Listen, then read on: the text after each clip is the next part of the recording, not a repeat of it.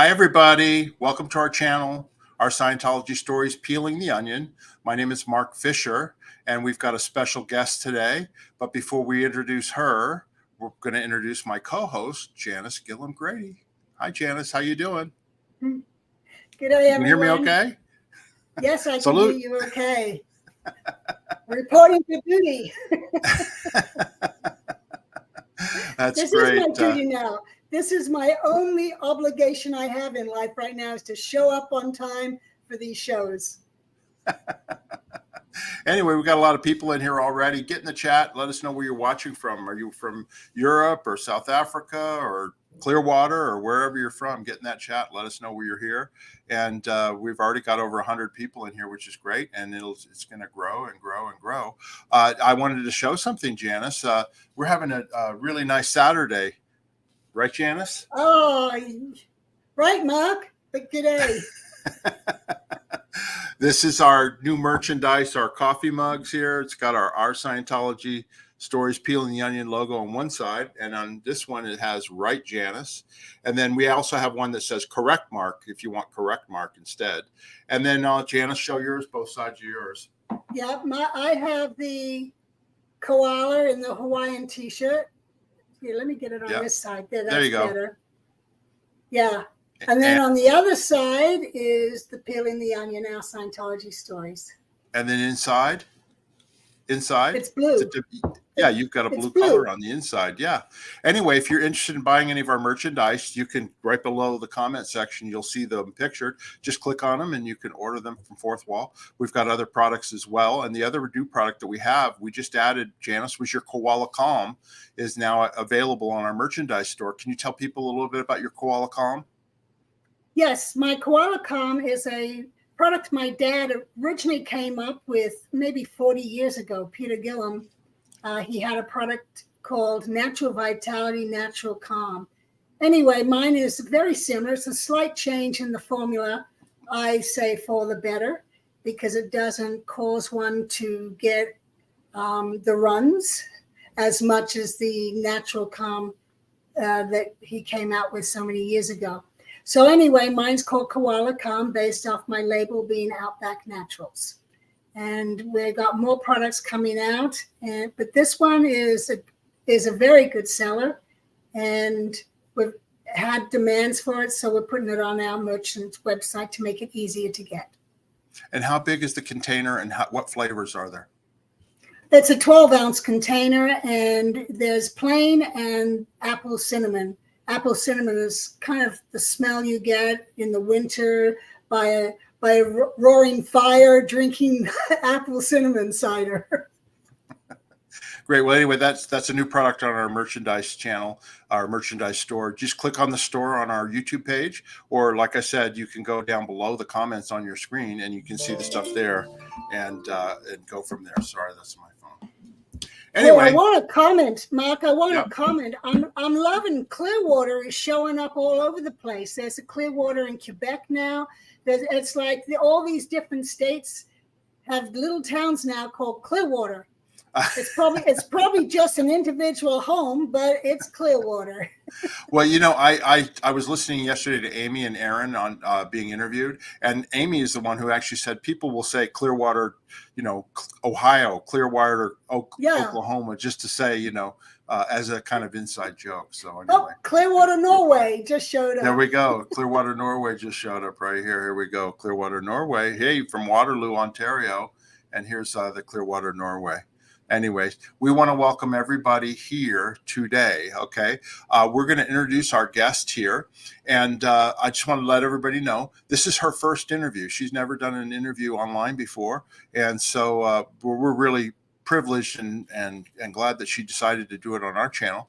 And she's also a good friend of ours. We've known her for many, many, many years. So I just realized that there are some subjects that she may not want to talk about, and it's perfectly natural. That's why we call our channel Peeling the Onion. Okay. Some things she'll talk about, some things she may not want to talk about. So just you know, have some patience, but she'll do a great job, and she's really interesting and really funny. I think you'll all really enjoy her. Janis, do you want to go ahead and introduce our guest? Well, yes, Biddy, I have known since we were probably 15 on the Apollo. So we've got a long history together. And this is going to be fun. We're going to have some good laughs and maybe some tears here and there, but it'll be a great show. So let's welcome my good friend Biddy. What's your full name? Her full name, Elizabeth Blythe, and she was married to Ronnie Miscavige, but she doesn't use that name anymore. But a lot of people will recognize her by Biddy Miscavige. Fabulous. Hi, Biddy. Hey. Can you hear us okay? Yeah, I can hear you fine. Good. Oh, you look great. You look great Thanks. today where you're at. It's a good background there and setting. Welcome to our channel, and we're happy to have you here. Janis, when do you remember when you and Biddy first met? Well, it was in the tween decks on the Apollo. What year was that, Biddy? Oh gosh, I don't know. I'm not good at years, but I think it was 73 maybe. Yeah, early 70s. Yeah, long time. That's great. And Biddy, you know, the first time when I came to the base in 1978 in Clearwater, I actually was going to go into the CMO, but I got traded to external comm to Foster Tompkins so you guys could have Stanton Page. And that's when I first arrived at Clearwater. And I worked for your husband at the time, Foster. And he was the best senior I ever had in reflection. He was the best guy I ever worked for ever in the Sea Org. And so that's when I first got to know you. And great. Foster. Yeah. And I think Stanton Page went to external comm, which was under CMO, I think, at that time. Yeah, and then he went to the CMO external comm, right? Because there was two separate ones. That's right. Exactly. That's right. Anyway, Biddy, so tell us a little bit about how you got into Scientology and your background. Okay. So I was kind of born into it. My mother read Dianetics before I was born. So I was born in 1957, and she read it in 52, whenever it was. Anyway, so she used to practice on us a lot, do like some of the analysis or the things on it. It's funny because I was brought up sort of Catholic. I went to Catholic schools, etc., for the first and second years. But then neither of my parents were that. So my mom raised us pretty much on Dianetics. I remember there's a story. I remember that for the one time when I got hurt at school or something, I immediately ran to someone and started telling them all about it, like over and over and over again. And at the time, that was because that's what we used to do. And I didn't know that. I thought everyone did that. So I learned that, no, that's not the case, and she looked at me kind of strange. She's like, why do you keep telling me about it? Well, I'm just doing it until this pain goes away or something like that. And but anyway, yeah, so I was in very early. I went to, my mother was in and out, like she was associated with Scientology, then Dianetics, and then Scientology. And when we arrived I was born in Illinois, and when we arrived to Chicago, Illinois, was when the first time she contacted a mission. And gosh, I don't remember that girl's name, but she was at AOLA, which is an organization later. But she was probably my longest Scientologist I ever knew. You know what I mean? But she was the supercargo there, which is head up, high up position. Anyway, so my mom was in for a long time. We went to Chicago organization or mission or something when I was probably 12, 13, and it was put onto TRs doing training, regiment like TR0, Bull Bay, TRs 1 to 4, stuff like that, which is just the basic communications training, et cetera, that was done. And so I sort of got into it, and I liked it at that time because I was treated like an adult, and that was important to me. I was very young and, in school and all this type of stuff. And at this point I was treated like an adult. So I really enjoyed that, you know what I mean? And at this time in my life, I hadn't experienced any, anti-women or anything like that. It was all like, we were all on level playing field. So it was really good. Anyway, so then my mom decided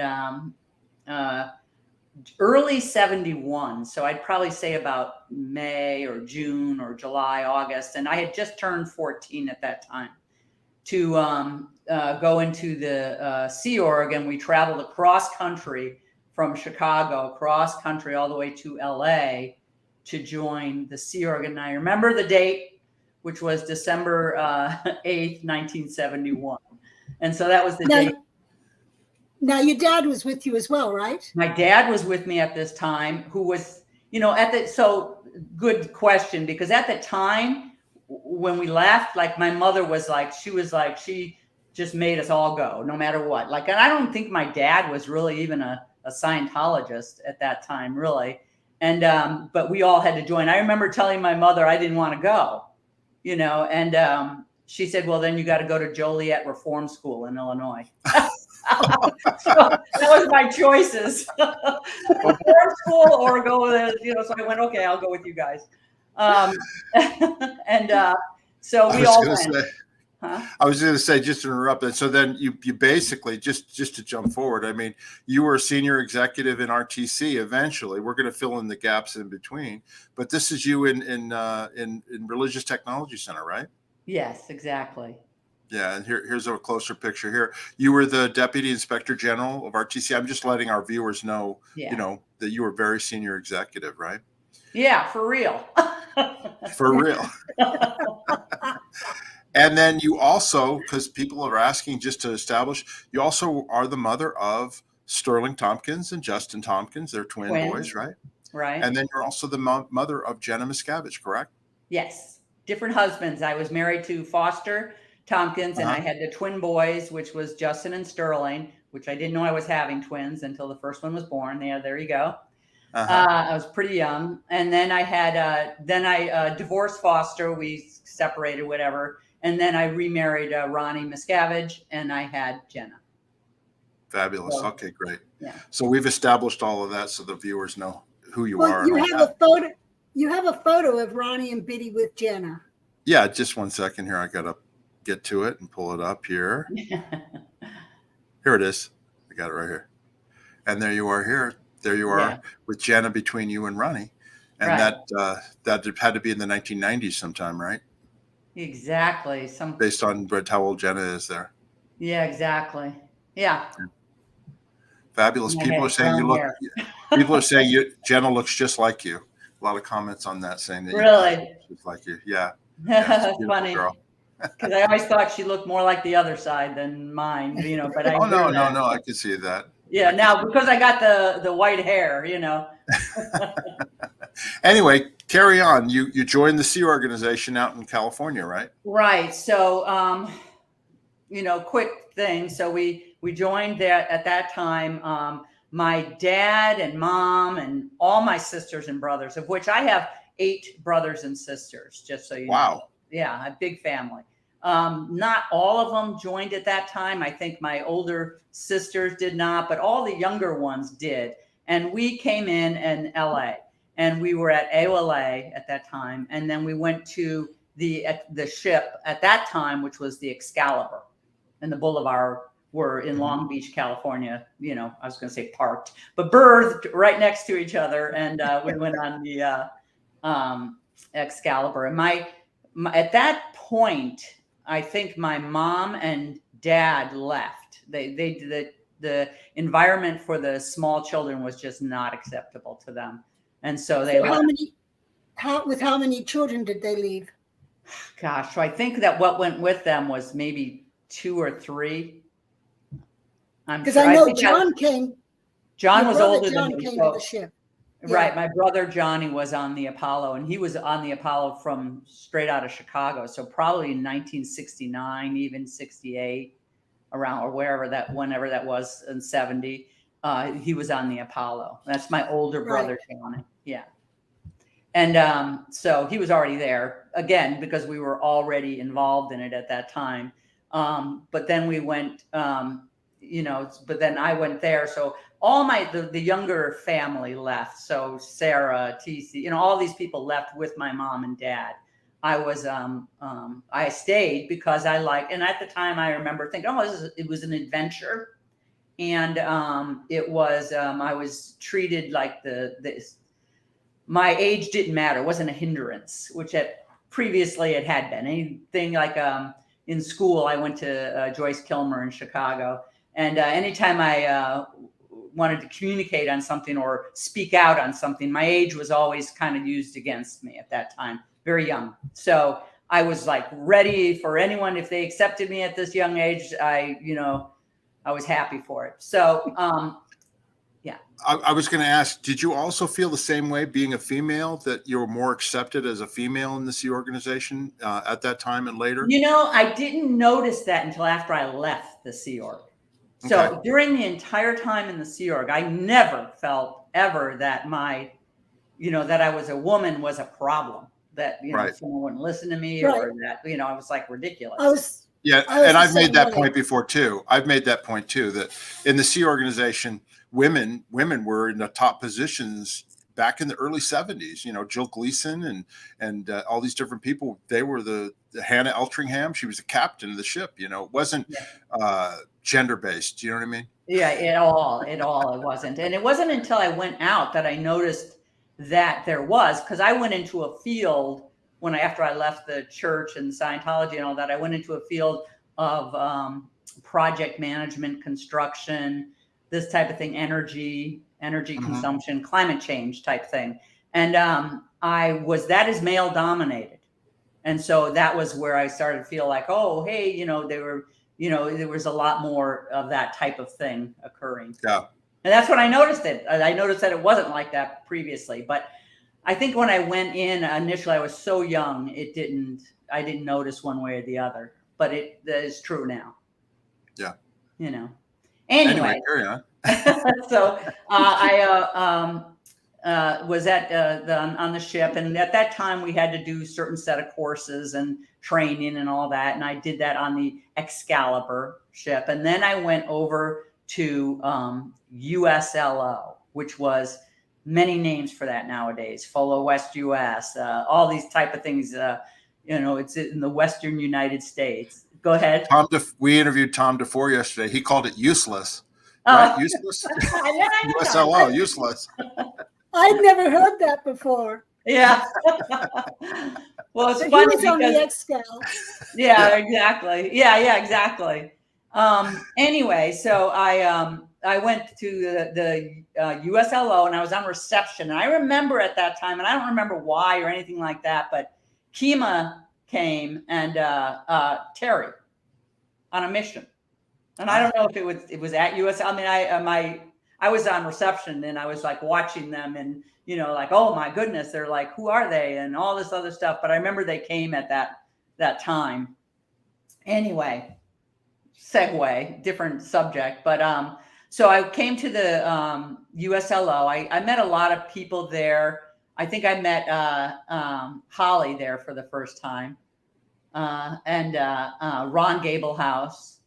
And these type of Tom Lovely, who's married to Holly, right? So and them at that time, and so it was interesting. Again, I was young at that time. I was on reception. I remember that it was at that time that there was a mission, and I forget all about it. It wasn't the same one with Kima. It was with Ann Burgess, I think, and I had.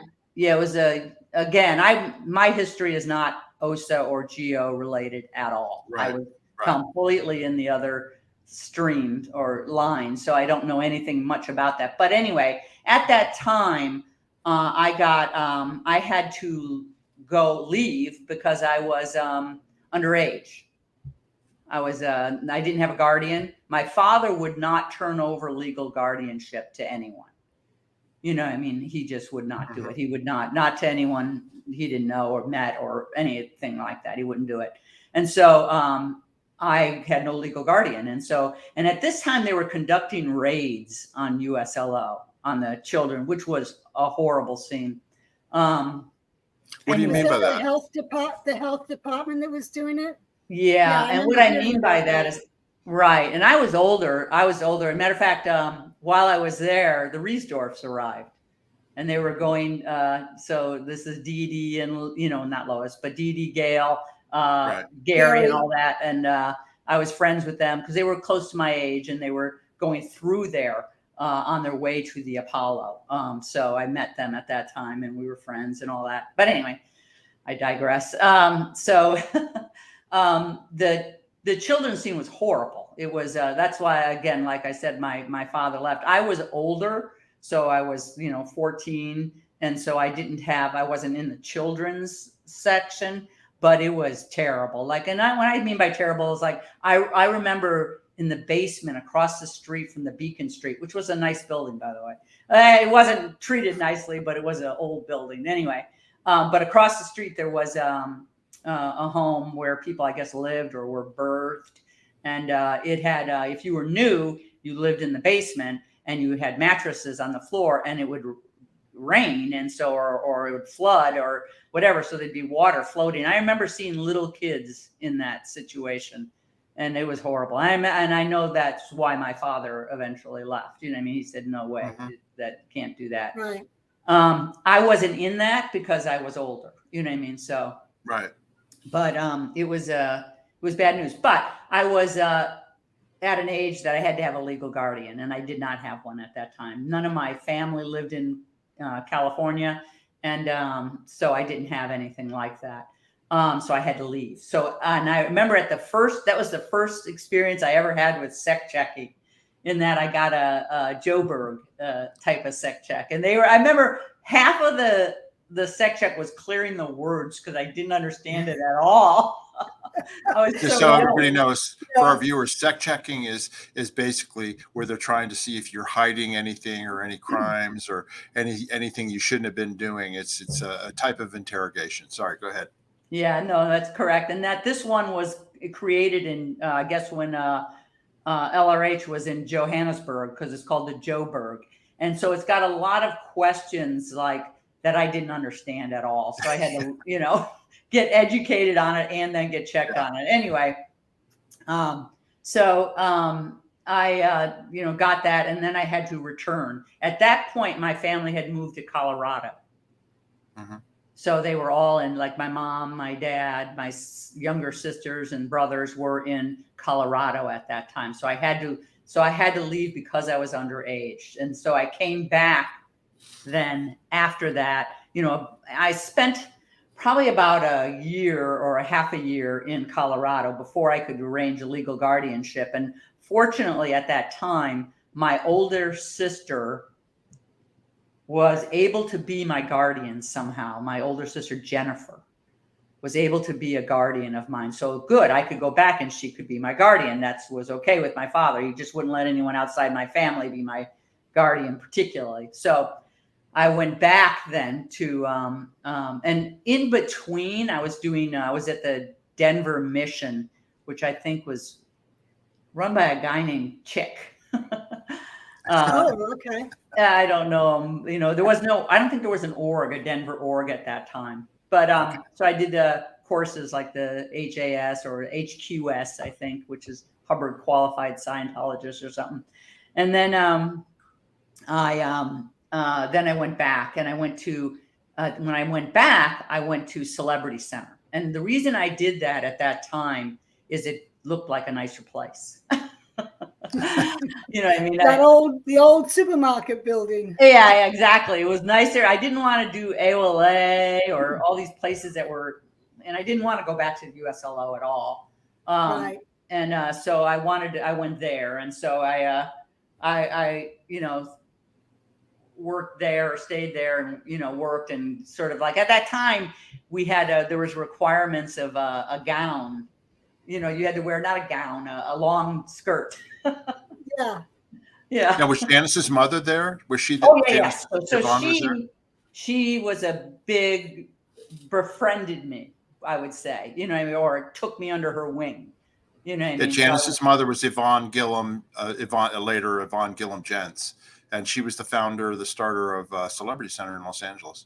That's right. There's lots of people I knew again, peeling the onion, lots of people I knew at that time, like Irene Derman and Jack Derman and all these people. And a girl named Myers. Joyce. Yeah, exactly. And Pat Yeah. Gualtieri, and you know, Yeah. so I knew people, and I think I worked with Pat Gualtieri. He was a supervisor on a course, and I worked with him. And anyway, so then it was at that time, or so again, enter in the government. And again, they came and they said, "Hey, you're under 16 years old. You have to go to school."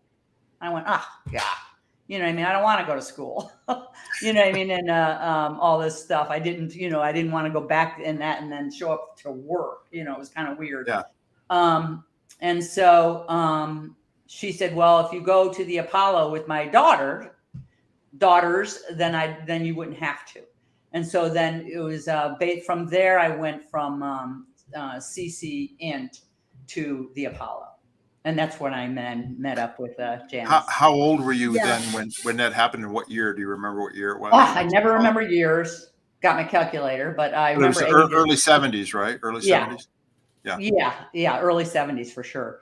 I was 15 because I remember I had to be after 16 I could get out of school. You know what I mean? Right, so right. So and then how did you get to the ship, and you know, where was it? You know, like, do you remember where it was and what country and all that? So it's an interesting story. So there's like so many of these, I'm sort of like glossing over them. But all right, so I had to go to the USLO. I don't know if it was USLO at that time. It might have been FOLO West US, and I had to go through there through. Steve Marlowe was there, I think. Okay. I had to go through what was called the Flag Personnel Procurement Office. Right. Steve and Laura. Yeah. And so I went there and had to get I had to do what was called a GO, which is Guardian's Office 824, which meant I had to meet all these qualifications to go to the Apollo. So, and I did all that, filled out all my forms. You know, this took several weeks, you know what I mean? And then I was able to go up. And the first thing you have to do is you get briefed, and you get a what's called a shore story. So, and the shore story was, and I'll probably get this wrong, and Mike I know has this way better than I do, Mike Rinder. But anyway, a shore story. So I was told that I was an executive in training. Like, I'm 15 years old. You saw that picture of me. I didn't look like an executive in training. So I was supposed to be an executive in training. I was going to Lisbon, Portugal at this time. Okay. I think, or Porto or something, Portugal. And anyway, so I was part of the OTC Officer Training Corps, and I had to, I was going there for training. I was going to be on the Apollo and all this other stuff. So I did that, and I went through customs, and I was all prepared to tell my story. You know what I mean? No one asked me at that time. So I then got on. Yeah.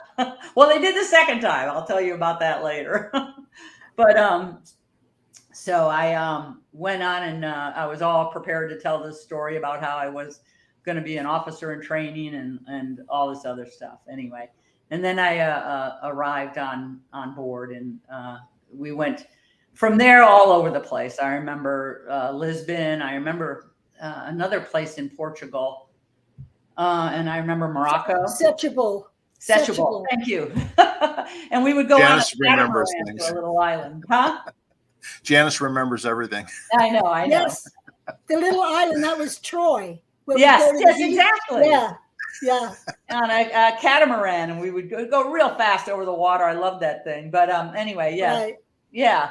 Anyway, So what was it like what was it like as a 15-year-old or whatever going on this big ship? I mean, was it exciting, or what, how did you feel? Funny, I listened to that other woman's story the other day, and Danielle. Danielle, all the bad stuff just went over my head at that time. Mm-hmm. It's like, sure, I was put into you know that picture of the Holocaust, not that there's any comparison, but the Holocaust with the bunk beds. Right, where they're very close. And I was like, that's how the bunk beds were on the forward and the aft deck, the berthing area. And I never thought twice about it. I just jumped in and went to, hung up my clothes and went out. So I didn't have, I didn't focus on those things at that time. I was more excited about seeing a new country, flying an airplane. This had been my second flight at that point, or I remember arriving on board, being pretty excited generally. But were the conditions bad? Yeah, they were really bad. But Go ahead, Janice. I'm sorry. Yeah, you don't know different. Yeah, exactly. It's like, I was just more, I'm going to go run up to the deck and see LRH, you know what I mean? Or I'm going to go peek and look at all the executives in the tween decks, that it's run, exciting. so that was all, it was all very exciting and new to me at that time. You know what I mean? That was going to be my next question. Do you remember when you first saw L. Ron Hubbard or met him or anything like that? All right. So what I remember more at that time was and Janis, I think you alluded to this, was the battle between going into the CMO at that time, Commerce Messenger Organ, not. And at the time I chose not. And the reason, again, had to do with age. It had to do with the fact that I was young and I didn't want to be put somewhere because I was young. I wanted to work with all the other executives, not knowing really what anything was. So anyway, that was why I didn't. So I didn't go in there, and I instead went and worked with my brother in the engine room or something, Oh, no kidding. In the engine room? Oh, yeah. For two reasons. One, my brother was there. And then two, I was afraid of cars. I was terrified of cars, wouldn't go near them, or I was afraid of engines. And so I figured, one way to get over this fear is to go in there and learn it. And shortly thereafter, Annie Tidman, or Rush, or what, I think she was Tidman at that time, got assigned to the engine room or something. She did something wrong or whatever and was assigned. So we were friends there for a little bit, you know what I mean? And so anyway, I did that for a while. And then, so we were back to, do you ever remember seeing Hubbard or okay, yeah, sorry. So that's okay, no problem. He would come out. There's a portion of the ship that he would come out and talk every night or every other night. I mean, Janis, you'll remember the details of it, I'm sure. But he would come out and talk, and I would run up there every time to make sure I was here and I could hear him and see him. And so that may have been the first time I saw him, or the second. Another time I remember is on the decks, and there was a Dutch ship on the other across the way, and he was pointing out how they were not, and he was talking to me. I walked up there, I went up there and saw him, and he was talking to me, and I don't know who was there. There was definitely a messenger there. And he was saying about how they were not organized or well trained and all this other stuff. And then he pointed out about the flag at that time, that the flag was weird. You know what I mean? And I remembered later on the data series, because I've done OEC, FEBC, DSCC. I was very much administratively trained, not the other way. Anyway, but I remember at that time him talking about the flag and stuff like that. And so that might have been, so it was one of those two times that I met him first. What was your impressions when you first saw him for the first time? I mean, I realize you may have later impressions, but like first meeting him or seeing him at first. Well, so first off, a little bit of background. I'm not in awe of anyone, or I wasn't afraid of anyone. It's kind of just a normal trait of mine. So I wasn't in awe. Biddy, you were never a wallflower, that's for sure. You weren't a shrinking violet. Exactly.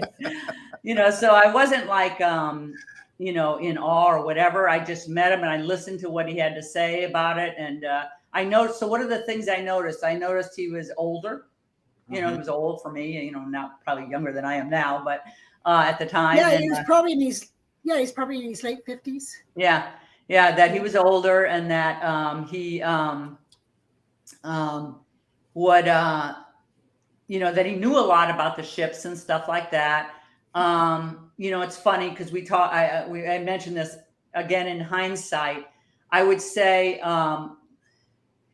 there's all these books and movies and stuff like that depict the person. And in his case, they show L. Ron Hubbard. And I would say probably for me, the closest was the movie The Master with, and that was what Seymour Hoffman. Yeah. Yes, exactly. He was a bit of a showman. So he was showing off a little, I thought, you know what I mean? So, I didn't think badly of him, obviously, at that time at all. But that's, I would have put him in that category. Mm-hmm. You know what I mean? So anyway, I was, again, totally wrapped up in my, in myself and my everything at that time. You know what I mean? And this is where I get a little bit hazy on time, in terms of being there, whatever. But there was another mission, and I think Sue Pomeroy was on it, where they took a lot of people off the ship because they were quote unquote PTS, and they took my brother at that time. Yes, that was when LRH was in New York. Is that when? Yeah, I think so. Because they were then trying to get rid of all the potential trouble sources before he came back to the ship. Yeah. And they said, that's right. And I remember this, I always thought it was odd. They got rid of my brother, who got sent to the Excalibur, probably with Tom DeFore, but he got sent to the Excalibur because he was a potential trouble source because of his connection to my father. And I'm like, we got the same father. So I never understood that, you know what I mean? But he got taken off. I didn't at that time, but. So let me ask you a couple questions, okay? Sure. You were obviously on the ship at the same time as Janis. Janis, do you remember Biddy on the ship, and any stories about times with Biddy? Yeah, go ahead. What do you remember about Biddy at that time? Well, we hung in different circles, mostly, but we were still friends. And on Liberties, would all sometimes show up at the same place together, like we did at the beach in Troy, outside Setchable.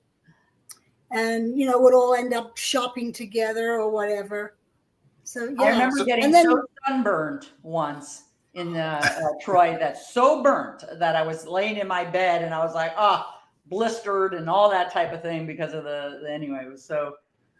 But Biddy, you were basically the same age as the other messengers, right? Janis and Terry and Annie and all that. So you guys were all contemporaries in terms of age, right? And so were there other, young people your age other than, the messengers and all that, or was it you just in the engine room with your brother and, I was in the engine room with my brother. I don't remember a lot of other people. I do remember, of course, Arthur and Quentin and all that. And I remember I used to get in fights with, play fights with Arthur a lot. And I would stick him in trash cans and he would, try, and stuff like that. We always were, doing stuff like that. And he used to harass us, I think, a little bit. You know what I mean? He was a bit younger, I think, maybe a year or two younger. And so. No, he was more than that. Oh, yeah. Was he? He? Yeah. Okay. Anyway, he was always like, it was like a little thing biting at your ankles or something like that. So I remember him, but I don't remember anyone else outside of that group. Well, Mike Rinder was there. I was going to ask you, how about Mike Rinder? Did you meet Mike Rinder? Or yeah. So, Biddy used to date Mike Rinder. Yeah, I used to date Mike Rinder. Our viewers are interested in that. Yeah. We were a couple, but I'm sort of lost on the time a little bit. But so at some point I got out of the engine room and I went to the Flag Bureau and I worked as a external HCO aide. So, and that meant I was over the formation of all HCOs, Hubbard communication offices, which are in charge of recruitment, personnel, ethics. Yeah. It'd be like a human resources department. Exactly. That would probably be the best comparison to it. Yeah. At this time would be human resources. Anyway. And I was on that job, and my direct senior was Alan Buchanan. Yeah. Yeah. And, anyway, just so people know, she's mentioning names that Janis and I know we remember very well. So it brings back pleasant memories. Anyway, go ahead. Anyway, so I was external HCOA, and I used to get message runs. So one of the jobs of the messenger was that if LRH had a question for you, he would send a messenger down and they would ask the question and run back and tell them the answer exactly. And then, that. So I had a lot of message runs from all different types. I mean, I remember all different messengers asking me, you know, the questions and stuff like that. He wanted to know, and I remember that one of the questions in particular that he asked was he wanted to know if I was the same biddy that wrote to him in FOLA West US, and I was. That was me. You know, I wrote you know, to him at that time on an SO1 letter. I guess he got him, but he knew him. You know, and I said, yeah, and that's right, and that's when he made me That's right. Sorry, it's all coming back. So that happens. I know. So he read. I got a message. I was like, and this was before I was external HCOA, and so I got this. Are you the same biddy that wrote me and blah blah blah? And I said, yes, I was. And in that letter, I think I mentioned HCOs. I liked them. I liked the human resources. I liked the recruitment and all that type of stuff. And he goes, I want you to be my external HCO aide. And that was 16 November, 1974. See, I have very little dates, but I remember that date because that's the date that a certain policy was written called transfers forbidden locally. Oh, yeah. Anyway. And so I got put on that job at that time. That's why I'm saying there's a couple of years there I'm missing, but and I've never talked about this ever. So I don't, you know, I'll get it, you know. That's okay. Correct. But anyway, yeah. So at that time I was dating Mike Rinder, and he was the COFB, Carrie Gleason's communicator. Right. And I think it was later I met his mom and dad, Ian and Barbara and his family and all that stuff. So I know him very well. But anyway, so I was dating Mike Rinder at that time. Foster was, who I then later married, was the supercargo. So he was an executive right under the CO FB. Right. You know what I mean? Right. So he was a supercargo, and he was over us sort of. And anyway, that's when I then got with him later, you know. Yeah. Yeah. Any other stories about while you were on the ship Gosh, there were so many of them. I don't know. I mean, I remember going out, and I remember getting 4-day libs. Like we would get libs for like 4 days. Like, okay, like this was when I was in the engine room. Oh, you missed those 4 days. You accumulated them. Good. Now you can take them and get them all off. And my brother and I, this was Johnny he had a motorcycle, a Montesa. Why these names come out of my mind, but he had that.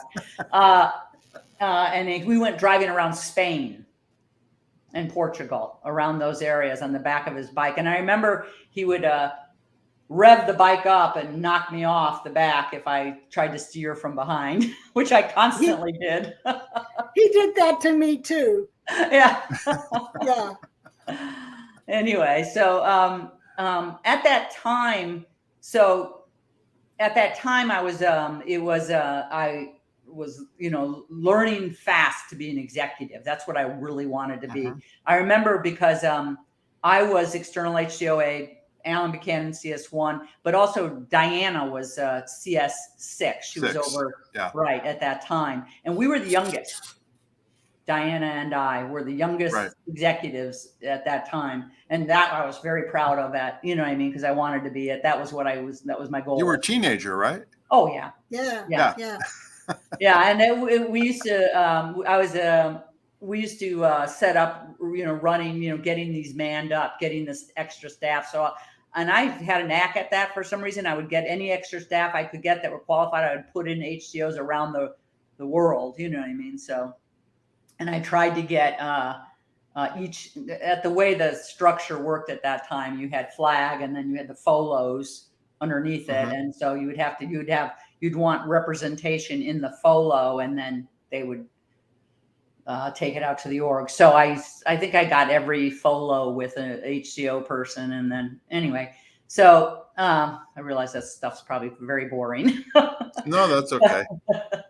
But let me ask you this, okay? I mean, at some point you eventually got into moved over to the Commodore's Messenger org, and when was that, and how did that occur? I mean, how did you branch over? How did that happen? Okay, that didn't occur until after the Apollo was sold. So it was in Clearwater. Yeah, it was in Clearwater, and I was still an external HCO aide. So in between that time, what happened was at one point the and this is where I said I came back, is that the Apollo was coming across to the U.S.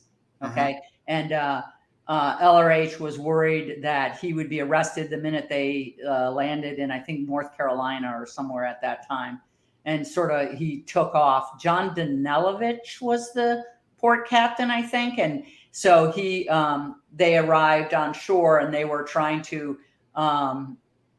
make it so that he would not get arrested or something. Again, I'm very vague on it. That's right. Okay. And then, so I was coming back over, and this was all happening at the same time. So it was kind of like bad timing because I was trying to get back to the Apollo, and I was on leave, and this was all happening. Or sorry, just remembered. So I came back to the Apollo, right as then it was sailing across, but I wasn't on the sail, the crossing. The crossing at all. I got sent to Roni, Relay Office, New York. Oh yeah, did you probably have to go over there with Carrie Gleason and everybody up to Roni? It was just about a dozen of us. Carrie, Jill, Kathy Rinder. Kathy Rinder was one of them. Yeah. She was a good friend of mine at that time. Foster was one of them. He ran all the external communication lines. Alan was there. Alan, Carrie. So about us, we all lived in a great story. We lived in a Relay Office, New York. So we lived in New York City in an apartment. And would operate because like you mentioned, we had these telex machines. Telex machines. With the sticky tape or tape that would come out of them. And they would always be twirling because we would get all the messages from the orgs and stuff like that. And we would, so we ran Scientology from the Relay Office, New York. Yeah, exactly. You guys were international management, and it was a temporary setup because the ship was going to be out of communication moving over. And so basically you all were in New York City all the Scientology orgs worldwide, they all reported to Flag, to the, senior management. And that's what the Relay Office was at that time. Exactly. And that was, so we all came over, and there was I'd say about a dozen of us, maybe total. Certain people selected, and I was one of them for HCOs and doing that whole transfers thing, and also just in general. So we all sort of wore each other's hats and jobs because there were so few of us compared to I think it was probably 50, 60 people before. It got shaved down to 12. Anyway, so they came, the ship then came over. LRH wasn't on it. John Danelovich was in the North Carolina, whatever. The ship couldn't stay there in the U.S. And I think it had to do with its, it didn't have a holding tank, or it did have you weren't allowed to put open sewage in the U.S. waters. And the Apollo was not equipped to handle that. Right. We never actually came into the U.S. Right. Maybe you weren't able to. We crossed international borders into the U.S. waters when Jane Kimber actually got on the walkie-talkie because the Guardian's office in Hawaii was tipped off that the IRS and the NOx were on the dock. They were going to be waiting for us to sail in. And so Jane radioed the ship. LRH went and got the radio message from her telling us to turn back. And so we immediately turned around, and that's when we went down to Freeport in the Bahamas. Right. Because we were coming down from Bermuda. Right. Exactly. Yeah. So I was in New York City, and when all this was going on, so I wasn't privy to that thing. I was more on, we were, running the international scene at that time. And then at some point, and again, about all this more than I do, then Janis, is the whole setup. The Apollo was sold. Then all the people were brought to, I think, Daytona, Florida. And then they moved to Clearwater, Florida in the Fort Harrison Hotel. And that's when we came. So you stayed, I was just going to ask that. So you stayed in New York while the Apollo, that's right. Because it had been in the Caribbean, and then you were trying to come to the U.S., right? And then you ended up it had been in the Mediterranean. Okay. No, you're missing a couple of years there, Biddy. Okay, sorry. We sailed 74. okay. We were in Madeira, and we had the rock concert where they threw the rocks at us. We sailed across to Bermuda, and then we tried to come to the U.S. and ended up down in the Bahamas. We then sailed the Caribbean for about a year. Good. And then you guys were sent up to New York to run management while we went to Daytona and then Clearwater once we got the hotel. And then everyone moved to Clearwater and you guys came down. That's how I remember it. Yeah, and that I do know I never was in Daytona. So we no kidding. Yeah, you you're from in New New York. Right. Yeah. Yeah. And Janis, you were in Daytona, but you weren't there when they came ashore at first, right, Janis? You were on mission? No, I was on mission in Los Angeles with John Eastman. Right. And when I came back to go back to the ship, that's when I found out everyone had just moved to Daytona. Yeah. Like we always say, the left hand doesn't know what the right hand is doing. If you're a staff one area, you don't know what's going on the ship or someplace else. That's why these little videos are great, because you can catch up on things, you know. Right. So you went to Clearwater then from there. Yes, from there, then to Clearwater, and I was still external HTO8. It was there at that point, within a couple of years or whatever, that I was approached by Annie again, who was I think she was the CMO at that time. Yeah, she was. Yeah. And she wanted me to come into the CMO and to run CMO CW. Clearwater, yeah. Yeah, which at that time, because of its proximity to international management, it oversaw international management. Yeah, it was the same as later became CMO International, exactly. Clearwater, and you were in charge, and you were a perfect choice for it. I'm not gonna. You probably don't brag about yourself, but I will.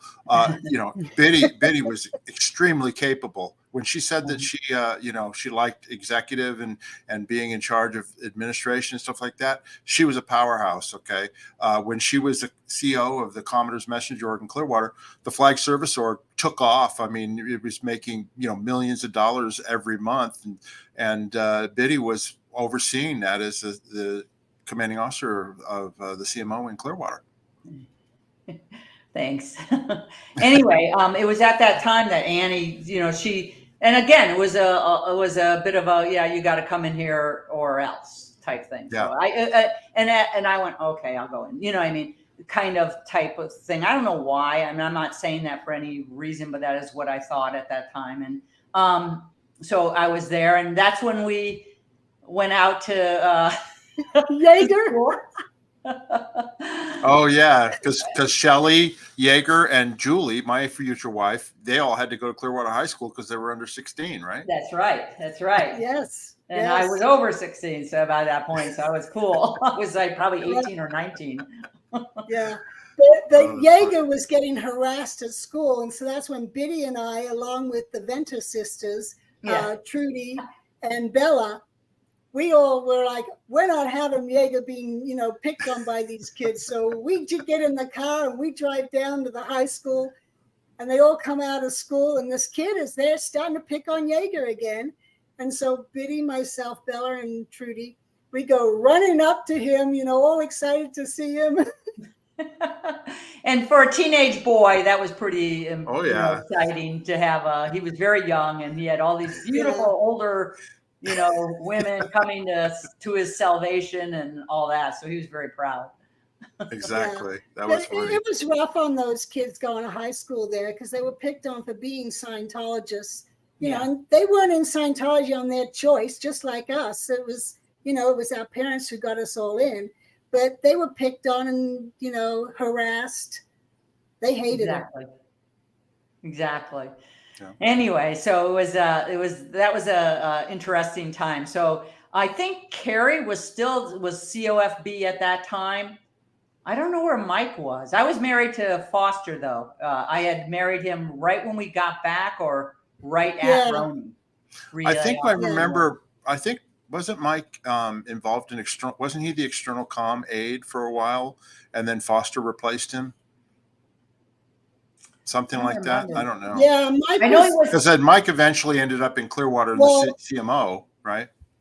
Mike was when I did my mission with David Mayo and Hannah to the Fort Harrison to do all the space planning. Mike had been sent there to be our external comm. And so he was taking all the missionaries' reports and sending them up to Hubbard in Daytona. And so then I believe he went into external comm when everybody moved down. Right. So was he in LEC? No, he was in external comm. Okay. All right. Maybe. No, he wasn't in LEC because when we moved out to Dunedin, it was just Jerry Armstrong and Mike Douglas. Mike Rinder was at the Clearwater building. Okay. Yeah. And then Foster eventually replaced Mike when Mike went into the CMO, I think, right? When he came into the CMO. Yeah, you know what? I don't remember. Sorry. I have to think more about that. That's okay, no problem. So, and that's when you were in Clearwater, of course, that's when you got pregnant and you had your twins, Justin and Sterling, right? Right. So long story on that. And, I got pregnant. And at that time, there was no nursery reel set up or anything like that. And it was like, a lot of pressure. I know that there's suits on this, so I don't want to step on anyone's toes or anything like that. But there was a lot of pressure at that time to not have children. And I had that. And the person who helped me through that and said, no, you have to have them was David Mayo.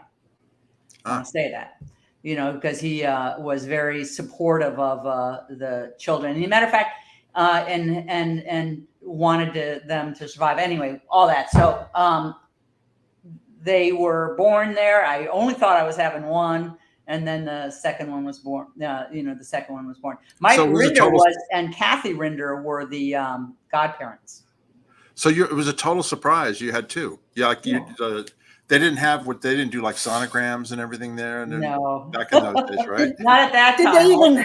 Yeah, they're there. I don't think they even had that then. No, I don't even know that. I think it was probably unsafe or something like that. You know what I mean? Yeah. So I had in my mind, I had one child. I didn't know if it was a girl or a boy, and I thought it was a boy. And I had one name picked out, which was Sterling William, and that's my father's name. Well, so, we had fun. We had fun when we interviewed Sterling. We showed this photo, and then we had the viewers guess which one was Justin and which one's Sterling. Yeah. And we won't put them through that again. But anyway, Sterling's on the right, correct, and Justin's on the left. That is correct.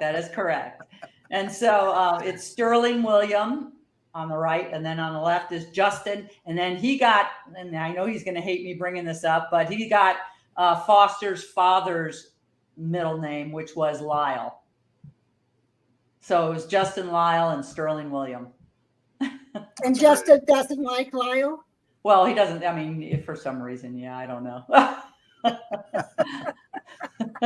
Well, and this is you with Justin, right? That's right. I love the cigarette too. Everybody was smoked in those I don't days. Smoke anymore, by the way. No. But years and years and years and years ago. I also love Justin is so tan for a baby. You know what I mean? You're in Florida, so it's like much warmer down there. Exactly. And he had brown curly hair. I always remember that. Yeah.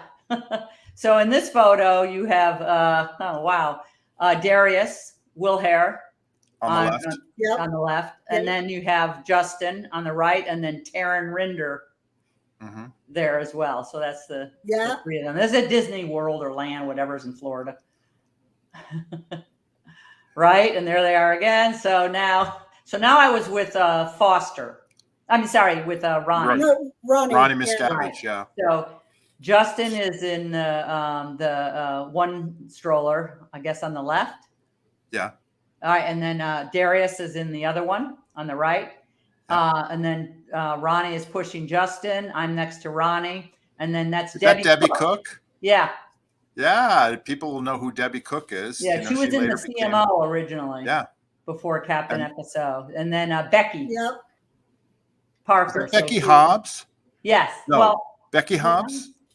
Or is it Becky Parker? Gosh.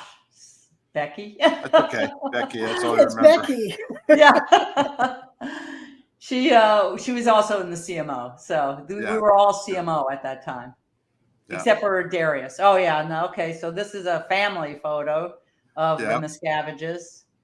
And Jenna, David, Justin, me, and Ronnie are on the right. and then on the left is the whole Miscavige clan, and there's David and Shelley, and then Ron Sr. and Loretta. Yep. And then In the front. in the front. I remember this was like a family reunion in like the mid 80s, I think I want to say. Does that make sense? Because I remember when Dave and Shelley went to this, and then I saw this photo at that time. Yeah, that's my house. Oh, that's your house? Yeah. Oh, you guys were in New Hampshire then, right? We were in New Hampshire, yeah. Ah, got it. Yeah. But it was a family reunion of sorts, because I think that Loretta's family was there as well, mom and dad. Yeah. So I don't know. And then I was going to show this real quick. That's Jenna, right? Right, and that's at the ranch. Okay. And this is also at the ranch. Yeah. That's your kids there, all three of them, right? That's right. And I think that's Sterling's dog he mentioned.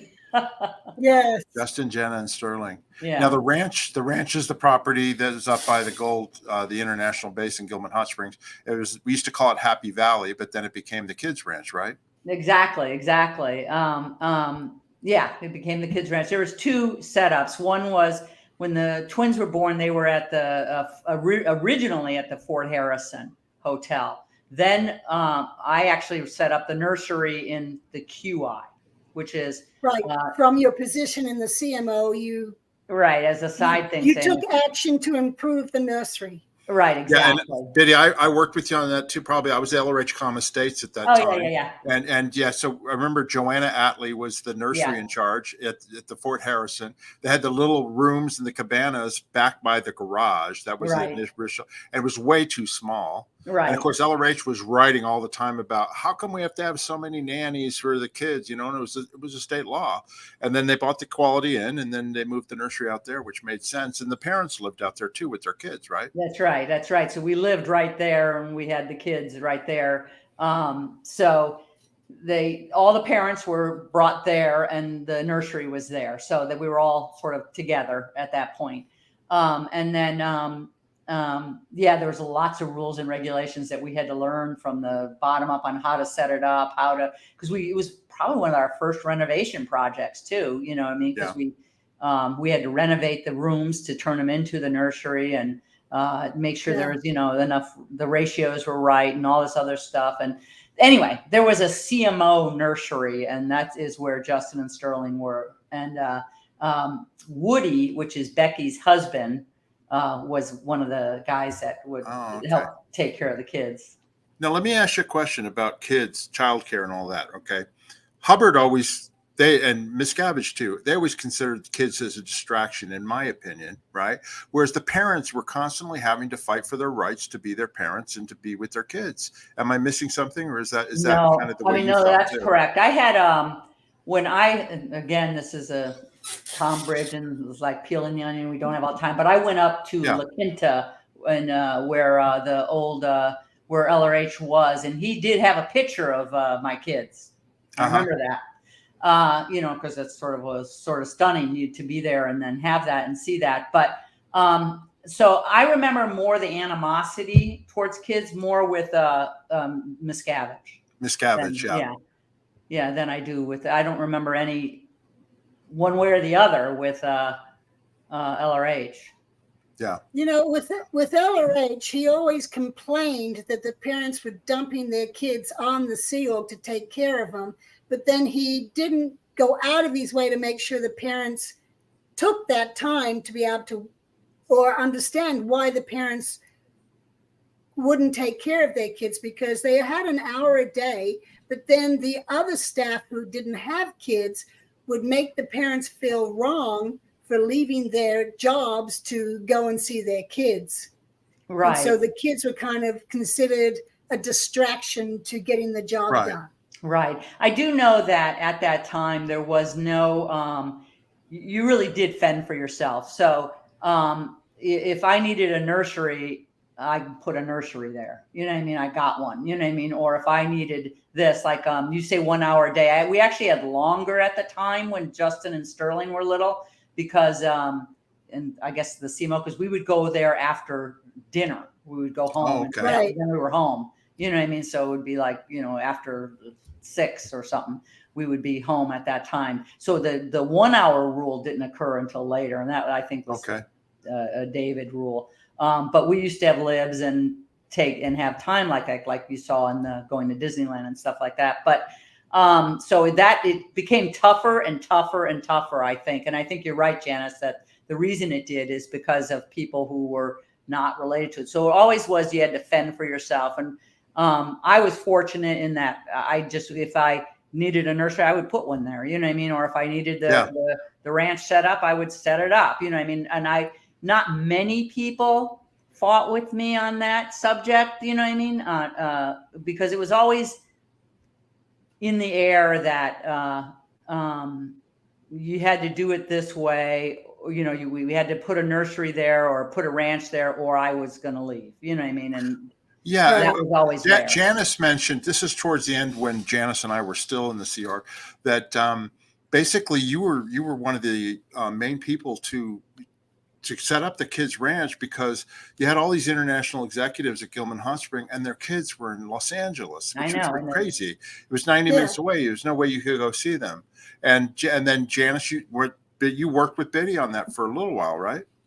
Yeah, I did. Well, Biddy, out of all parents, I mean, she's the one who took the initiative to do the most to improve the conditions for the children.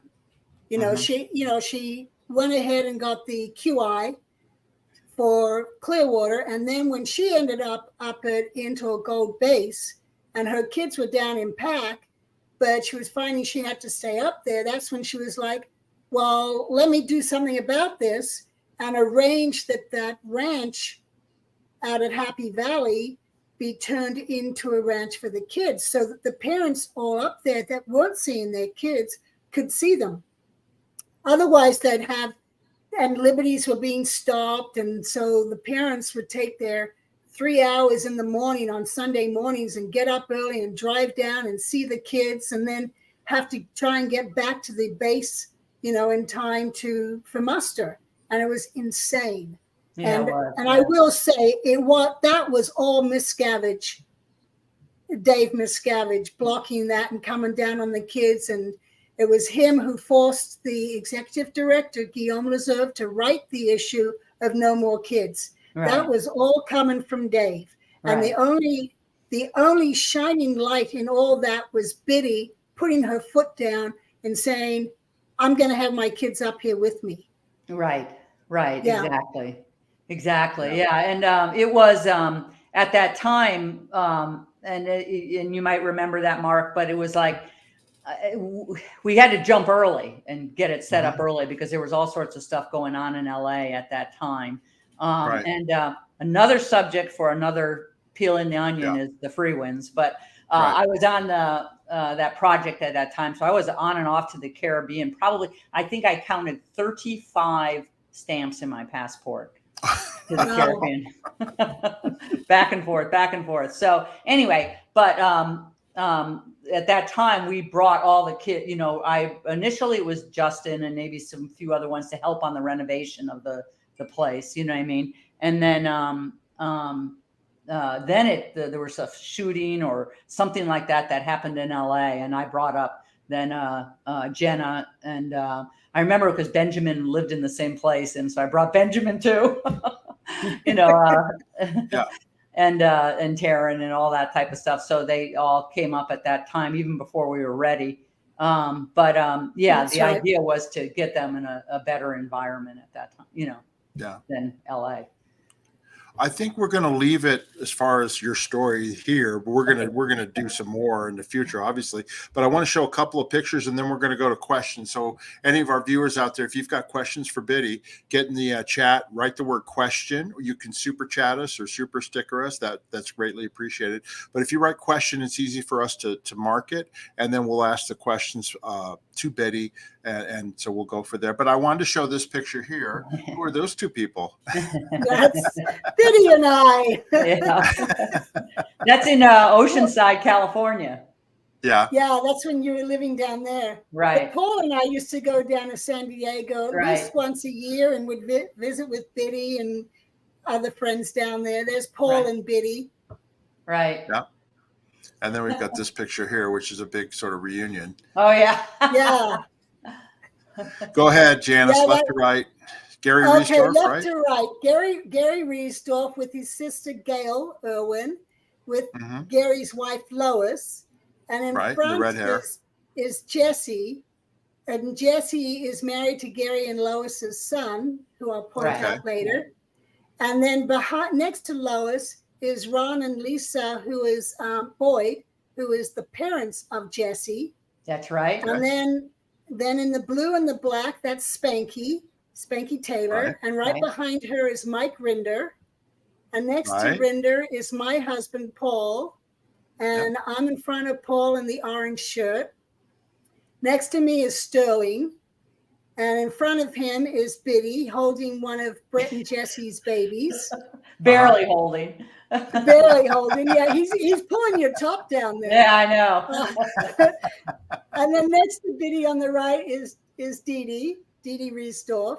She's the sister of Gail and Gary, the two on the left. Behind Dee is Brett, who was married to Jesse.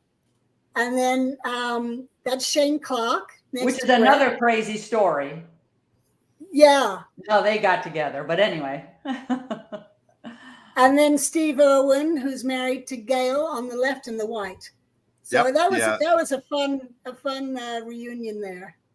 Yeah, and just as trivia for anybody who knows Scientology management, there are two Watchdog Committee Chairman, CO Commodores Messenger Org International in here. On the very right is Dee Riesdorf sitting next to Biddy, and then on the very left in the light blue shirt next to the guy with the blue shirt, that's Gail Irwin or Gail Riesdorf, both of who had been WDC chairman and been in charge of Scientology, and both of were gotten rid of by David Miscavige, and that's it covered in other videos. But anyway, so a lot of star power, a lot of firepower there. Mm-hmm. And it reminds me, Spanky. I knew at a very young age as well in California when I went through on CC, and that whole time period is that she was in Axiom Productions, I think is the name. Oh, I remember that. Yeah. Benson. Yeah. And Benson, yeah, I knew her then, and she was awesome. Great help to me. Fabulous. Okay, everybody. Well, we're going to get to your questions here now. All right. And we'll go ahead and get started here. If you've got a question, like I said, write question in there and we'll go from there. And here, this is a comment. This is from Monica Pignotti. Oh, wow. I saw that building where the children lived on Beacon Street in 1971, and I was horrified. I'd come there planning to join the Sea Org, and I was so horrified I didn't. But I did later at AOLA in 1973. Right. Thanks, Monica. And then she mentions this. Monica Pignotti, long time no see, Biddy. Great to see you again. We were in several of the same places. I was about 5 years older than you. Yep. Monica was on the ship. Yeah. Monica, great to have you here. Thanks for watching our channel and for supporting us. Okay. All right. Let me see here. I'm going to look for the next question. Here we go. All right. Where is Diana Elrich's daughter now, please? Janice, you want to answer that? Yeah. Or you do. Go, Biddy. Go ahead, Biddy. Oh, she's up lines. She's at in Hemet, in that whole area still. She's still there. That's what I know about her, Do you know anything more, Janice? No, I just heard she was working in management, public relations, right? Something like that. So he's using her to front with the public. Yeah, the last story I heard about her was Mitch Brisker when he told the story about Miscavige flying over to England on a private jet with Larice, and Diana was on the flight with Mitch and somebody else, and basically, that was the last I heard. Yeah. So they were going. Which reminds me. Another story for Peeling the Onion, different time, but I brought Roanne to meet LRH for the first time. Oh, really? When she was a little baby? When she was a little baby, yeah, because at the time, Diana, who was very well, obviously, that's Diana Hubbard because her long red hair. Yeah. And whatever reason. So I brought Roanne up to meet LRH when I first came out there. And this must have been at La Quinta, I guess, or I'm not sure. Yeah. Yeah. And I brought her there and, carried her the whole way and all that other stuff. And anyway. Yeah, that is. That'll be an interesting story because I have lots of questions right now. But anyway, I'll hold them. Anyway, so I brought her, and Diana was on the plane too. And he was very excited to meet her. And, I'll bet. Yeah. I'll bet. All right, next question, Chad B. How's your sister Sarah? Oh, Chad B. I think you were in logistics.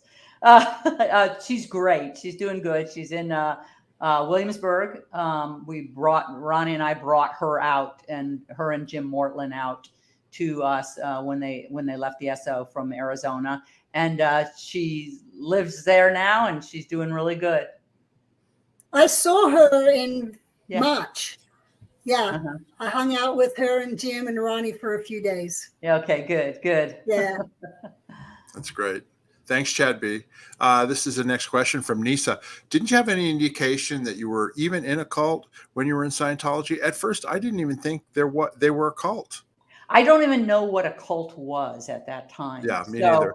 I had gone, I mean, talk about going from the frying pan into the fire. I went from the Catholic Church to this one. And to me, it was like, I was, originally raised in it, and back and forth. So my life was always around these religions of some kind, my whole life from beginning to end. So I didn't know I was in a cult, at all. And actually until I got out, really.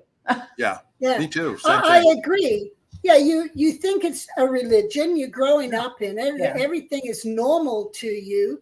And then when someone calls it a cult, you're kind of insulted. Yeah. That, it's like, no, this is my religion. This is not a cult. This is the real thing. Yeah, right. Exactly. What are you in? And think about it. Janis was born into it. Biddy was in from a very young age. I got in when I was 13, 14 years old. So we didn't know any different, Yeah. Right.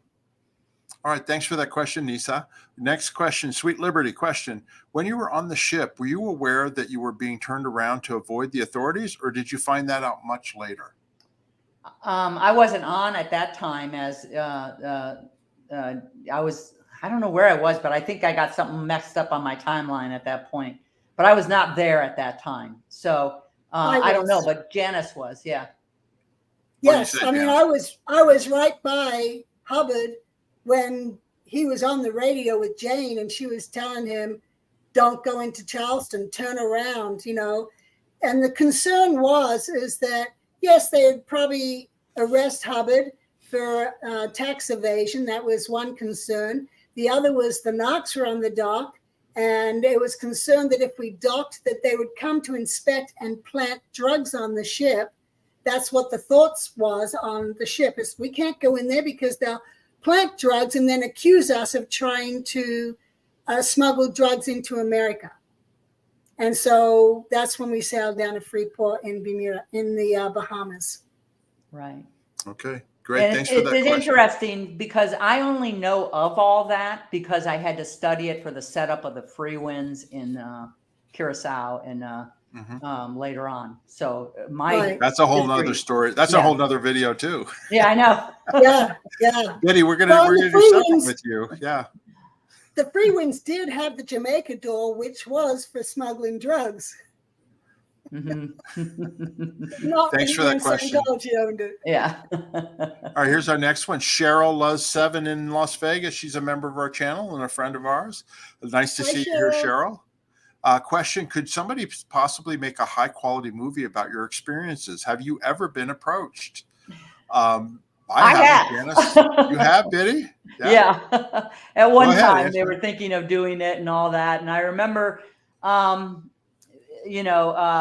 because there was a group of us at that, Janis and Mark, you'd be in this, Mike would be in this, Mike Rinder, and all this young Turks that we sort of like were, learning everything from the beginning. And we didn't, like Janis said, I didn't know I was in a cult until after I got out and looked back at it and I go, oh, that was a cult.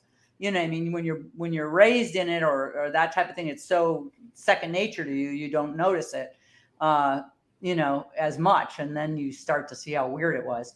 But anyway, so I did get asked, it got dropped or something. And there was, because I think they should focus on that. The incredible people that were in the church, the Jeff Hawkins, the Bill Dendus, the blah, blah, all these people were so incredibly good. And Dan Kuhn and all these people that were involved in it at one time or another, that if I were to say one thing was Miscavige's biggest thing was he got rid of the best people. I was just going to ask you that question. Yeah. He wiped out anybody that had any connection to Hubbard, and then anybody who was smarter than him and actually more competent, he just got rid of them. Yeah, he just wanted yes men. He just wanted people that would say, yeah, what you're doing is right, and anyone who said something different was wrong, obviously. You know what I mean? So I think that and that's why I left. I mean, once I saw that he was turning and he wasn't playing by the same rules that everybody else was, he beat me up, and then I was like, okay, I'm out, you know. And then it was just trying to get my wife to go, and they turned her against me. She wouldn't go. And then what are you going to do? You know, I wasn't going to stay there for that. You know, it's crazy. Exactly. And there's so many people like that. Like Foster was a good example of one. I remember being on the line when IBM at the time was calling him to try and get him into computer executives. He created an email prior to the Merck system. Absolutely. And if you remember, he had Sir. So it's like Google. So it's like he was so ahead of his time on computerization. And so many of us were, you know what I mean? And so had that group been kept together and nurtured, it could have done anything. Not that anything, you know, being done in there was particularly worthwhile, but as a group, it was an incredible group of people. Biddy, Foster was so ahead of his time. When I got in external comm in 1978, he had Texas Instrument word processors. They were the first computers I'd ever seen. And we would take those telex tapes and actually word process them so that you could print them out and people would be able to read them and see them in sequence. And he was so far ahead of his time as far as computerization goes. He's brilliant. Yeah. Anyway, Cheryl, thanks for that question. Okay, we've got Gary Jackson Moorhead in the house. Hey, Gary, thanks for the super chat. Hey, Mark and Janis, love to you, Biddy. Such a breath of fresh air. Oh, good. I like Gary. I haven't seen him in eons. We appreciate Gary. Thanks very much. We appreciate that. And we've got another super chat here, right here, which is from Misha Seeks. Thank you, Q Buddy, for coming on SPTV to share your story. You're a beautiful, lovely, kind person, and you talk eloquently. My question: Have you ever been, or are you still being fair game since you left? Interesting question. Long subject. I have never been declared.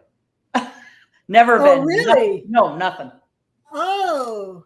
We have, right, Janis? I have the honor badge. It's funny. One of my high crimes was not handling my in basket. That was one of my high crimes. And it's so weird because they declared my sister Sarah. Now, Sarah's the nicest person in the world, and before me, you know what I mean. So it was like really strange. I think they did it to, they didn't want me to, if I ever went out live or something like that, or I could say, hey, like they declared me and here it is on a sheet of paper, but not that I know of. I haven't seen anyone unless Mike knows of something. I don't know of anything or anything after, you know, that. So no, I have not been fair gamed or declared or anything like that. I think Janis, you were asking earlier, were we ever followed or stuff like that? And I think a little bit afterwards, you know what I mean? But I don't, again, I wasn't on that side of the fence. I was more on the orgs and running. I wasn't on the OSA side so much. So I don't think it was. Plus, anyway. Well, I do have a story on Ronnie. Okay. Yes. And he was coming to Vegas for a conference and was going to come visit us. And we're all sitting down for dinner, and we're just talking and stuff. And then Ronnie's talking about this lady who was sitting next to him on the plane. And my sister's like, well, was she, questioning you? Where are you going? Who are you visiting? Ronnie's like, yeah, we were just having a conversation. I mentioned I was going to see Janis and my friend Terry. And so Terry's like, she's got to have been a plant. And Ronnie's like, nah. And so Terry then says, Ronnie says, well, I got a phone number. And Terry's like, what's the phone number? Give it to me. And she looks it up. It's a Clearwater, Florida phone number. And Ronnie's, up in Virginia. So they were like, Ronnie, she was a plant. Yeah, we did not think that way. Yeah, no, we didn't either at first. Yeah. Yeah. Well, then a couple of weeks later, it's Memorial Weekend, and Ronnie calls me the next day after Memorial Weekend because he had taken the trash. You know, you had a long driveway. 400 feet, yeah, he'd taken the trash up and walked all the way back down. And then later on, he realized, oh, it's a holiday tomorrow, Memorial Weekend. They're not going to pick up the trash. So he goes all the way back up there, and half the trash is missing. Yeah. I remember that he told me about that. Yeah. And I told Mark about another time when we were just arriving in Virginia, where we went to a public library for some reason. And you know how they have computer stands that you can use if you're there and whatever. But I remember going down walking by, and we're looking at a computer. No one is sitting there at that time. And it had someone had pulled up Scientology and the Church of Scientology. And we went, no, that's weird. We're in Williamsburg, Virginia. You know what I mean? Yeah. So it's like, and so, we had a couple of indications of being fair game to whatever. But again, I think we didn't look for it at all, Yeah. Right. Okay. Thanks for that question, Misha Six. We appreciate it. Next question from Stephen The. Question, Janis, did your husband, sorry for your loss, have any family, brothers, sisters, etc., in or out in Scientology that you talked to? Yes, he has a younger brother and two older sisters that I am in touch with. They were never in Scientology. And the two older sisters, we're in regular touch, emailing back and forth. And my son just went up there for a week with his wife and stayed with them. And in March, when I did the road trip, I went through Ohio and had dinner with his brother and my nephews and nieces, and had lunch the next day with his uncle and aunt. And, so I'm in touch with the family still. Fabulous. Betty, that same question to you. After leaving Scientology, were you able to see your family more, your brothers and sisters and that type of thing? Yes. Yeah. So I brought my sister with me. So Sarah, later we connected up and all that. And I was with my sister, Teresa, and she was in the Boston, Oregon. She was married to Peter Edney. I don't know if you remember him, and all that. And my brother, Johnny, and he lives in Colorado now. So yes, definitely. And my whole family is in. Was in. There's only one person that is still in, and that's Jennifer Pantermule. She's still, as far as I know, Scientologist, whatever. She's disconnected from us, doesn't talk to us, whatever. And that was why I brought up the Sarah thing, that they declared it so that so Jennifer can't talk to us because I'm in connection with Sarah, and so is my brother James and my brother John. You know what I mean? So it all connects. And exactly. Anyway, yeah. So, but great. Yes, we're all together. Great. Thank you for that question. Next question, Choctaw Nation Princess. Question, will Justin ever make a guest appearance on any SPTV channels? We'd love to see him and hear his story too. I don't know, and he may. Janis? Yeah, well, people thought that of Biddy, so you just don't know. Yeah, you don't know. You don't. Yeah, Biddy, since we started this, we've had people reach out. I don't know if you saw the show. We did the episode about Dave and Shelley's wedding and showed the photographs. Oh. And Janis, Shelley's boyfriend before Dave, his name's Tom Francis, he reached out 2 days before saying, hey, I love your channel, I'm watching. And so Janis goes, hey, will you come on our show? We're just about to do this. And he did. He came on and we talked to him, and wow. I remembered him. It was funny. That is funny. Yeah. So anybody, if you haven't seen that episode, it's on Dave and Shelley's wedding on our channel. Yeah. So I know Justin and Sterling are in very good communication. I'm in good communication with both of them too. And so I'm sure he's watching. So, hey, Justin. Yeah. Yep. Hi, Justin. Hi, Justin. Hi, Sterling. Hi, Sterling. Next question, Mrs. J. Did you follow the LRH food for kids, the barley water, etc.? Yes. So for me, I did. The kids had barley formula. Justin was, they're twins, so they were small. Justin couldn't tolerate the milk, so we went to raw milk and he was able to drink that and hold it down and all that, and then gained and all that stuff. But yeah, a lot of sugar in that formula. Yeah, a lot. I was Yeah. stupid when I left. I made the formula for my kids. Yeah. Okay. Yeah, I didn't know better. Yeah. Well, I don't know if it would have been, if Similac or whatever one that's out there is even better now. I don't know, but it might have more nutrients in it or something. I don't know. Anyway. Okay, thanks for that question, Mr. J.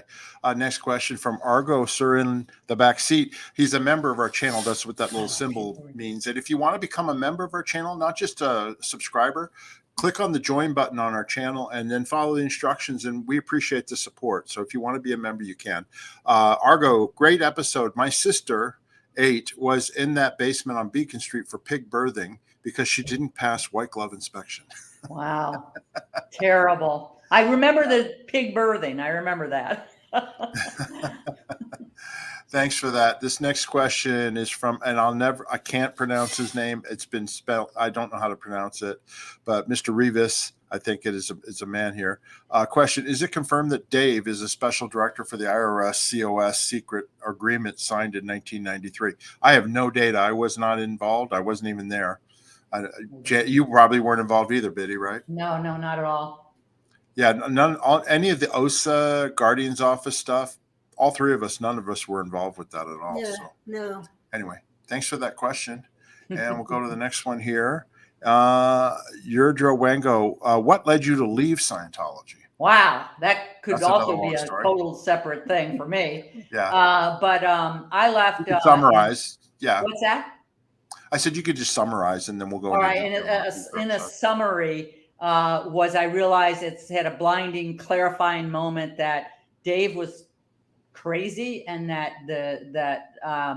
at least the upper levels and all that type of stuff I did not feel that I never saw anyone with the full gains that were listed as the EP of those things. I did not see that. And so I did not feel, so those were I had a clarifying moment where that all occurred. And it was like, you know what, I'm done with it. Mind you, that said, I was always more administrative than I was never an auditor, never trained in Scientology particularly. I was always trained administratively, OEC, FEBC, DSCC, that type of thing. So I never leaned more that way anyway. So yeah, I don't know if that helps. Okay. Thanks for that question. Amy Scobie's in the house. Lots of love. Hey, Amy. Nice to see you. Looking beautiful. We need to catch up sometime. Yeah. Yay, Amy. We all know Amy. We all worked with Amy. Yeah. She's a I worked with her a lot. So yeah. Amy was on last night with my daughter. Oh, really? Yeah. Okay. Yeah. They did really good. Yeah, so I worked a lot with Amy. Yeah, so definitely, especially in the later years, we did a lot on the CC stuff together. Fabulous. Next question is from Colonel Brock. Question, Biddy, are you still in comm with Mike Rinder? Team Mike, # Team Mike. We love him. Yeah, I have been, periodically. Like, he'll always text me. He always calls me Elizabeth, and which is my name, so yeah, we are in communication. I don't know if we're in regular communication. I'm not in regular communication with anyone really, but we are in. Yeah, I like him too. Fabulous. Next question again from Mrs. J. Incredible testimony, Biddy. So glad you're out. Question, is Foster out too? No, not that I know of, and I think Sterling will say this. I have visited his sisters in LA area, like in the last year and stuff. Penny, who's a wonderful woman, Sterling, I'm sure will go on about them. And she's been great and stuff like that. And, it's nice to know her. And it's someone I've known since the kids were just like wee little things. Not Scientologists, but they live in this area. But no, Foster's not out. Yeah, that's sad too. I mean, it's hard to understand, anybody, Mark Yeager, Gail Mosev, Foster, these people that are still hanging on. And some of them have gotten very old and they're, they have nowhere to go. And you think about it, they have no way to communicate because there are people out here who would help them, but they they don't know what to do. I mean, Well, it's really a sad situation. and Yeah. this is all part of that whole disconnect that, I've been ranting and raving about. And Foster's one of them, where he's disconnected from his boys, all three of them, because even Nathan is out and he doesn't talk to Nathan, Right. and Sterling and Justin. And he's just dedicated to staying inside. And, I guess also part of it is he doesn't know anything else either, since he was like 21 or 19 when he showed up in Scientology. And This is all he's done. But I've actually put a bunch of photos together, and we're going to do a show on Foster and talk with some of his friends. Yeah, Jeff Hawkins wants to be on it. Yeah. Yeah, I know of him and Jeff were very good friends. Yeah. Yes. Absolutely. Very good. All right. Thank you very much, Mrs. J. Question, Irene Hoffman. Question, I grew up in the Clearwater area. Did you assimilate in the Clearwater community at all? Would I have recognized you in a Clearwater store, or did you stay away from us wogs? Women came to my decor store, invited me to Scientology. Probably would not have known me, maybe Janis, but not me. And I looked quite a bit different. I had brown hair and all that other stuff. And listen, the only stores I remember when I was in Clearwater was McCrory's, right? Which they later bought, and that became one of the buildings right on Cleveland Street. And then there was like a smoke shop that years later, when I was in Clearwater about 4 or 5 years ago, it used to be Peter Gillham's vitamins nutrition store. I took a picture of it in front of it, Janis. Yeah. When I was there, downtown was very dead, which is why we were able to buy the Fort Harrison and the bank building, because it was dying.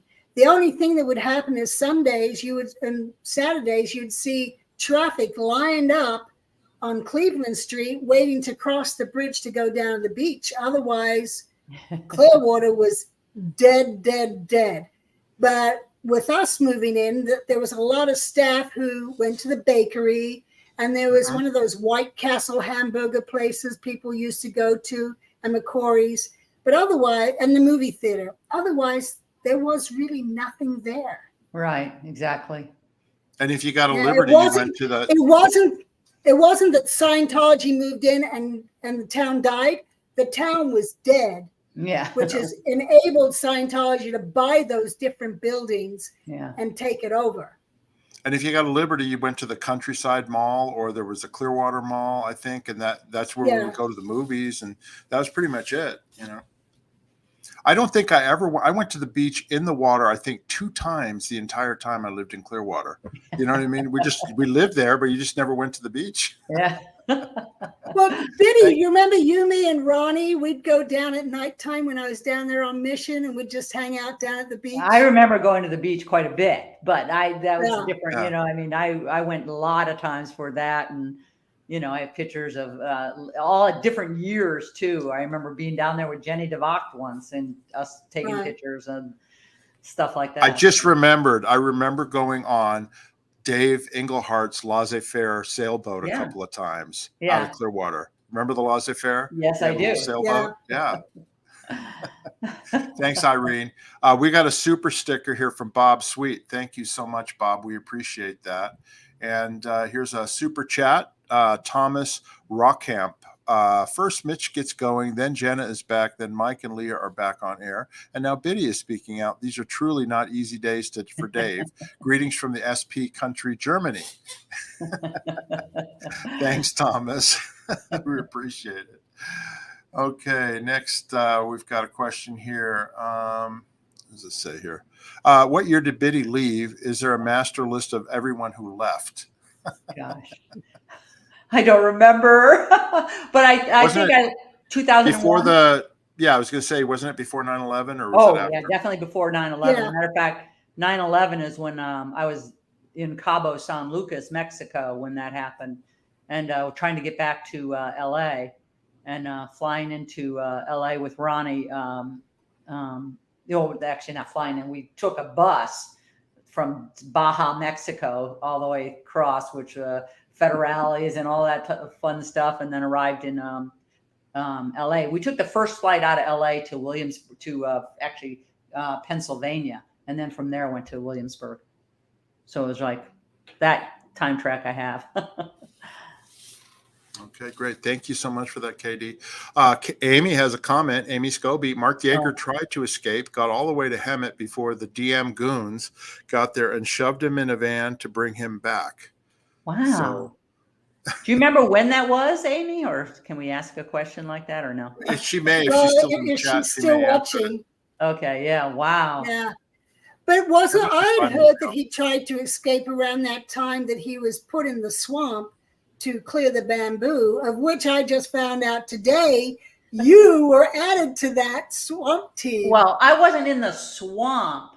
So there was Mark Yeager was added. I don't remember dates. So Mark Yeager was added to the swamp, or was put to the swamp or in that area because he had bad thoughts about DM, about Dave. Yeah, he told him he hated him. Right. And if anything, if David brought anything bad, it was this thought police type thing. So anything you did or thought or whatever, or anything you brought up in a session or whatever was used against you. And so anyway. Absolutely. Yeah. And so Mark Yeager had bad thoughts about DM. Second time, by the way. He did originally back in Clearwater too. But anyway, so he had bad thoughts and all that was whatever, gotten together, and he was put into the swamp and to cut bamboo. I later, a little bit later, was put into that area. Old Gillham is what it was called, I think. Old Gillham House, yeah, and in a trailer. And then Mark was brought to that trailer, and we would, we were supposed to train together, or whatever, and do all that type of stuff. So that's what I remember. No, you're right. That's what I hated about Miscavige is that, he would take anything that you said or whatever, and then he would blare it out in a meeting to other people right in front of you, or at a muster if you were really unlucky, And it wasn't what Scientology was about. Like I said, that was one of the things, the shaming of people, along with the fact that he had physically attacked me. I went, this is not Scientology. I'm not going to put up with this. It's crap, Exactly. And he used to take, and I remember at that time learning, hey, anything you say in your session is not safe. It will be used against you. And so, I, at that time, I knew you shouldn't do that. You know what I mean? So that was like way earlier. I left before the hole was created. Right. And so just a timing thing so people know. But I think it was created after that. But that type of behavior from Dave was definitely well in the works at that time. Yeah. How about Shelley? What was your relationship like with Shelley over the years, and what was your relation? Yeah, that's the question. Okay, so Shelley to me was kind of like God. I remember I did have to do this one time and get this audited out, but she gosh, long story. So in a nutshell, we were friends. Sort of, you know what I mean? Shelley was like younger, and she was wasn't friends with anyone. She was very much a zealot on the tech and all this type of stuff and this type of thing. And she, so she left, but I also felt she had a very unreal view of everything. You know what I mean? And so like in some other world, and all that. So I remember being asked that question. I said her response was, "Let them eat cake." In reference Marie to Antoinette, yeah, exactly. So that she was like unreal in terms of what was happening to people and what Dave was doing and all this type of thing. So that's what I felt about her. But did I know her? Yes, I knew her well. I mean, her sister or stepsister or whatever was married to Sterling, but our relationship was not real tight, you know what I mean, or anything like that. But I found her odd. Yeah. We have similar opinions. I mean, I worked for her for 6 years, and she could be nice and all that, but she to be honest with you, didn't like working for her. You know what I mean? you're right. She was very green on white, red on white, on source, that type of thing, right? But Yeah. in my personal opinion, she was an enabler for Dave. I mean, she was the one who would go through and get the session knowledge reports and give them to Dave so that he could then go and attack people, verbally or whatever. That's stuff I don't like. Now, do I wish that she was out and not in her Sure. situation? Yeah. Absolutely. Would we help her today? Yes. Absolutely, we would. Yeah. But it's different time, and just like everybody, when you're in, you're expected to act a certain way, and you do. And then when you get out, you look at it and you go, I really probably shouldn't have treated people like that, and it's part of peeling the onion, as we say. Yeah, exactly. It's so true. And it's like you learn an entirely different view of things when you're out. It's interesting. That's right. Okay, thanks for that. We got one. Here's another super chat from Bob. Sweet question. Any family or friends you think might be getting out or hope they are ready to get out? Boy, a lot of people I hope are ready to get out. But for me, there's so many that, I don't, all my, other than Mike and, Amy and a lot of people are still in there, that I'm sad about or whatever. And why they're still in there, that's a whole other, again, peeling onion type of subject that, why are they still there? And like, why is Foster still there? Why is Gillham or all these people? And, so I don't know of any of them about to get out or ready to get out. I wish my oldest sister, Jennifer, was out, and, but she's not. So, yeah, I'm the same way. My ex-wife, Julie Catano, she's still in, and I wish she was out. We were married for 6 years, and I know she's remarried to Peter Schless. I don't know if she still is or not, but she was. Good for her. Good for him. I wish they were both out. That's all I can say about that. Yeah, How about you, I do Janis? too. Yes, I agree. I wish a lot of people were out, but I think some of them don't leave because of their age and they have no social security. And there's that thought that I'm a Scientologist, and if I contact someone who's left and is declared, then I'm ruining my own future and would have to do a bigger amends or whatever to get back in, because you're still a Scientologist and brainwashed in your head that if you contact someone who's an SP that's willing to help you, but you can't accept their help. And so with no social security and no family left, or family that you haven't talked to in 40, 50 years, you're kind of stuck. Right. And that's what I think. We used to joke about getting a bus and pulling up and saying, hey, get on it, get aboard if you want to leave, we'll help you. Right. There's so many that wouldn't take that. Yeah, they wouldn't understand that. And it's interesting because I've been asked this a lot. And I've worked now in the, for lack of a better word, the real world for a long time. And I think that for people like me or who were born or raised in it, and this is all they knew, is that the only thing that would have helped us at that time would have been a study of human rights. And had that been made known, like, nowadays, if you go into an organization, you have to have the poster in the break room that says you must follow these rules. Yeah. Well, that stuff doesn't exist in a church. It's very separate. And so if I would have known, hey, it's illegal for someone to open your mail. Oh, wow. Or no one can tell you can't visit so-and-so. Oh, wow. I didn't, but when you're raised with that being normal and literally no TV, no nothing to even see that it's different than something else, that so I'm really a big person or proponent of human rights, and that Absolutely, that is the thing that would separate it and stop. Vaughn Young, after we left, he mentioned the fact that you have constitutional rights that are being violated every day in there, and that most Sea Org members and Scientologists, they don't know what their constitutional rights are. Exactly. Just like you said, human rights. Right. Yeah. Right. Yeah. My schooling never even touched on that. Just reading, writing, and arithmetic. Yeah. I knew nothing about human rights. I have a right. I found that out years after I left. Exactly. Yeah. Well, that there were human rights. Yeah, exactly. Okay. Yeah. Thank you. All right, we're going to end it off here. Okay. I wanted to let everybody know, please subscribe to our channel at Mark Fisher and Janis Gillham Grady. Okay. And click that rock slam that like button, right, Janis?